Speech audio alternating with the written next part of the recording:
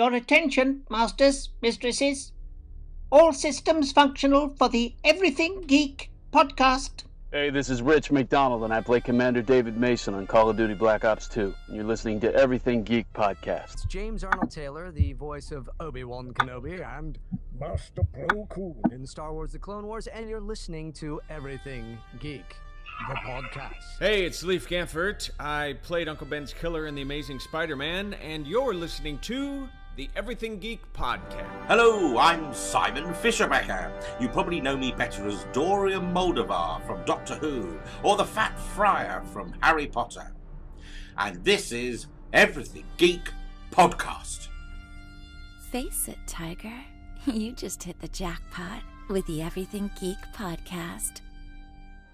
You're listening to the Everything Geek podcast, bringing you interviews from your favorite films and TV shows every week, and all of the latest news. Here's your host, Ruari Williamson.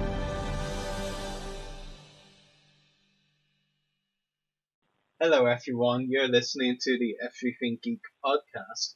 I'm your host, Rory, and joining me today is a very special guest. We have background artist Richard Sidoli, who played a Hoth Rebel Soldier in Star Wars Episode 5, The Empire Strikes Back, a Hawkman and a Ming Guard in Flash Gordon, and has also had appearances in Batman, Superman the Movie, the James Bond films Octopussy, and Never Say Never Again, Who Framed Roger Rabbit, the original Clash of the Titans, The Last Days of Pompeii, and Time Bandits. Richard, how are you?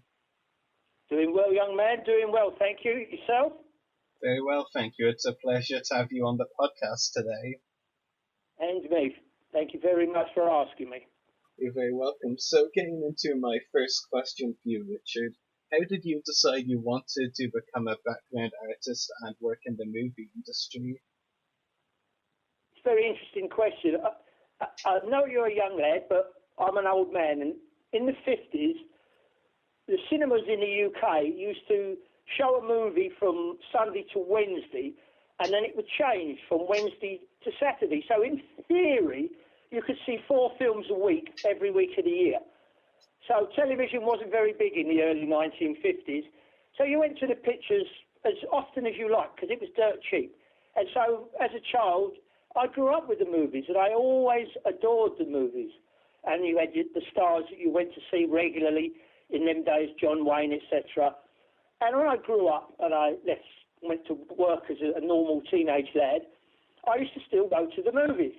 And I met a mutual friend one day, and he said, you like the film so much, would you be interested in being a professional crowd artist? And I said, how does that come about? Is it that easy? He said, well, they only have so many people they can use as professional crowd artists. Most people work for a living. They're not always available. So I said, fine, what do I do? Show me the way. And in them days, the main casting agency for crowd artists and stand-ins and doubles was an organisation called Central Castings Limited. And they would cast the extras in the movies that came to the UK, whatever it was, even foreign films when they came to the UK. If they wanted professional extras, they supplied them. So I joined Central Casting. I think the joining fee in them days was a magnificent sum of 50 pence. And so I went on to the books of Central Casting. Now, you must remember that in them days, and I'm going back a long way, I was earning about £40 a week. The phone rang 3 days later, and I went for an audition, and I ended up on a film called The Thief of Baghdad, where I was earning £30 a day. So I thought, hi diddly dee, this is the life for me. I was doing 2 things. I was doing something I always adored, and I was being paid well for it. And instead of 1 day's work, I stayed on that film for 2 weeks with Sir Peter Ustinov. I was the guy that fanned him as he sat on the caliph's throne in his palace. And it was wonderful. And that was me bit in the leg with the film industry. I was hooked. So in answer to your question, that's how it all happened. That's a really interesting story, and it's also interesting what you were saying about how the films shown in the cinemas always changed. between the days you mentioned, like, because of course nowadays, like, pretty much every film is there in the cinemas for at least a few weeks or sometimes a month or so. So it's really interesting what you were saying about that. That's something I didn't actually know. So there you go. I said I'd have a few surprises for you. you were right. Showing my young age now. There you are. See, TV was in its infancy. You never knew. You may know one person in the street that had a black and white television in the mid-50s, if you were lucky. So your main entertainment was either dancing or the movies. Yeah. So you went to the movies if you didn't dance. Yeah. So if it was me, it would have definitely been going to the movies all of the time. There you go. And they were wonderfully huge cinemas. I can't begin to tell you how big the cinemas were. They were enormous. And it was an event to go to I mean, we're talking a shilling to go to the movie. 1 and 6. I don't know what that is in new pence. So it's 20 pence to go to the movies, which is cheap. Yeah, definitely. So my second question for you, Richard, is how were you originally cast as a Hoth Rebel Soldier in The Empire Strikes Back? Again, very simply, I checked in with the agency for work. I was available. I needed money. It was what I did for a living. And I was asked, was I available for a week to work on The Empire Strikes Back? I said yes, of course. I was the right size and height and for the costume. I went for a fitting. It fitted me. I was available. I was young and fit, and that was it. I was told me the days that I had to work. I was available, and I ended up in The Empire Strikes Back. It was as simple as that. Yeah, definitely sounds like it was very simple. If only it was so simple for other people to get into Star Wars. Yeah, you've got to remember there was a lot of us, you know, they were background artists and they just needed lots of young and able bodies to run around on screen, and we fitted the bill perfectly. Yeah, definitely. Moving on to my third question. In The Empire Strikes Back, you appear in a scene with Harrison Ford, who plays Han Solo, and Carrie Fisher, who of course plays Princess Leia. Did you get to talk to them between takes, and what was the experience like working with them? I have to explain something to you. You probably know, but I'll try and clarify it. When you're on a film, on a set with the principals, the chances are casual remarks to them whilst they're rehearsing or whilst they're talking to the director or they're just on set, it's few and far between. They normally tend to stick together, the main principals, and the crowd people stick to what we do. So there wasn't a great deal of interplay between the principal artists and background. There may have been niceties, good morning, excuse me, unless you were in a scene with a principal artist whereby you would have to do something involving the principal artist where you would rehearse and you would discuss only on a minimal. The assistant directors would normally do that for you, but they were always very pleasant. But as a rule of thumb, when you weren't involved with the principals, they did their thing and we did our thing. And when they weren't on set working, they went off to their Winnebagos or wherever, and we went off to where we went. And we only met on set. Unless, of course, you stood in for a principal artist, then you would have a rapport with him where you'd sit and talk and exchange niceties. But as a rule of thumb, as a professional crowd artist, we did our thing and they did their thing. And if we needed to talk to them professionally, we did. But I tended not to exchange casualties because there was no need. They were busy doing what they were doing, and you didn't want to be seen to be unprofessional and disturbing. So you let them get on what they were doing. It was very much a them and us situation. They were the main people on the picture. We were just background, with odd exceptions, of course. That makes a lot of sense. Thank you for clarifying that. Moving on to... And as for the experience of working with them, Ruari, you've got to remember that as a professional, we went from picture to picture. So it was nice, of course it was, to see Carrie Fisher and Harrison Ford. But a week later, I was with Sir Laurence Olivier.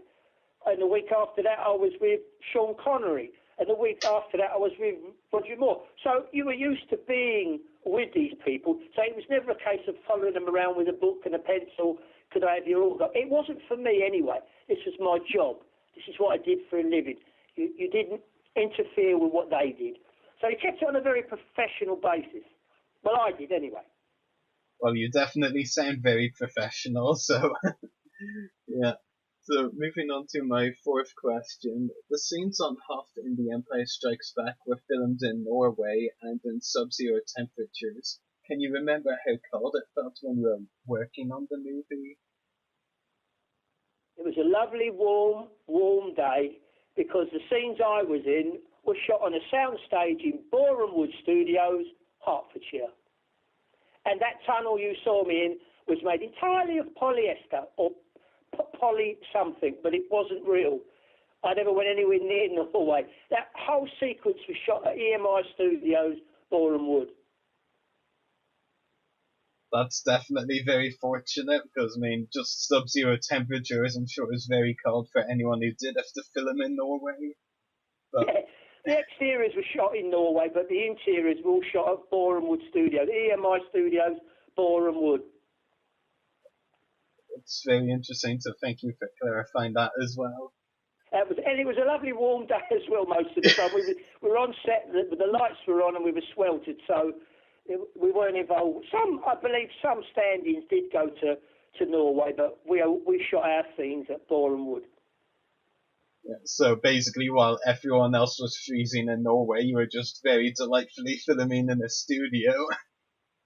Yeah, because the exteriors, you couldn't get it in the UK. They needed the snow and things, so they went to Norway. But the interiors, for all sorts of technical reasons, but they shot them on EMI Studios. It's what they do. And then the cast and crew would fly out to the locations wherever they were going. You say Norway, I think it was Norway by all means. But the interior, that whole ice cavern was just shot at Boreham Wood. Polystyrene caves, Ruari. Yeah, that's very interesting. Thank you for that, Richard. So okay. My final question is, do you have any upcoming background movie roles or any other projects coming up that you would like to talk about? I had many years in the film business, and when it changed, not for the better, and it got worse, I retired in '95, and I haven't been back in the film business, but I've just signed on with Sci-Fi Signers, which is all us old fellas that remember working on these films like Flash Gordon and the Bonds and Star Wars. We now go around, I hope to anyway, the UK signing at signings where people come along with their pictures of Star Wars or Flash Gordon, and we sign autographs and tell them have photos done. And it's I've just started this. I've got a gig in Birmingham and I've got another one in Brighton, and I'm really excited about it, really. I hope to see some of my old friends that I had in the background for many years. I haven't seen them for 20 years plus. So coming back into the business in this way is totally unacceptable. I didn't expect it at all. Someone approached me again and said, would I like to do this? I understand you worked on Star Wars. And I jumped at the chance to do it and see people again, and with yourself again, to recollect the times when I was in the business and enjoyed every moment of it. So that's what I'm involved with at the moment, and hope to fitness, please God, spares me and I can carry on doing it. So it's taken it back in the business, but in a totally different way. What I certainly didn't expect when I was working on The Empire Strikes Back 30 odd years later, I'd be signing photographs of myself and telling old stories to youngsters like you. Pleasurable though it is. Yeah, definitely. Well, that's a very nice thing for you to say. Hopefully I'll see you at a signing myself sometime if you're doing a lot more around the UK. Of course, you've only just signed on, so you haven't done that many yet. I have indeed just signed on, so everything's new. I just hope some of my old comrades are still around so we can chew the fat and talk about the old days, and enjoy the way we worked together years and years ago, but in a different way. Fantastic. Definitely. So that's all of my questions for you today, Richard. It's been a pleasure talking to you on the podcast. Okay. It's a pleasure talking to you. If at any time you need anything else, clarification or information about anything at all, about anything else, don't hesitate to call me. I'm only too pleased to talk to you. I'll be sure to do that, so hopefully I'll talk to you again soon. Bye, and thanks again for joining me. Okay, Rory. All the best to you. You too. Take care. Bye. Thank you. Bye-bye. Make sure to check out our podcast links. Check out our website, website.everythinggeekpodcast.com/EGP. Check out our Facebook page, www.facebook.com/everythinggeekpodcast. Check out our YouTube channel, www.youtube.com/user/everythinggeekcast. Check us out on Twitter, twitter.com/everythinggeekp. Check us out on Instagram, instagram.com/official-everythinggeekpodcast.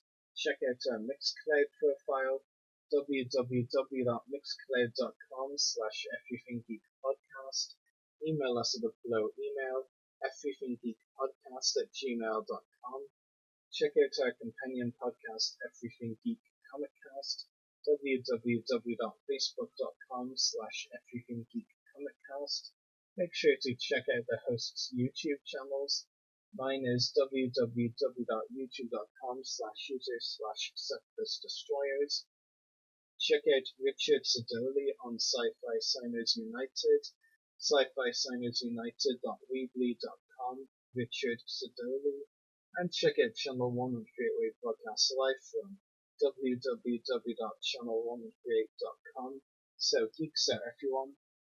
Well, I started out in film school as a director, cameraman, and editor, and in a lot of the low-budget films that I was making with Roger Corman and other low-budget producers in the 60s. But I ended up with an agency, Central Casting, who at the time, very first job I had with them was as an extra on Star Wars, which none of us at the time knew what would happen after we'd done it.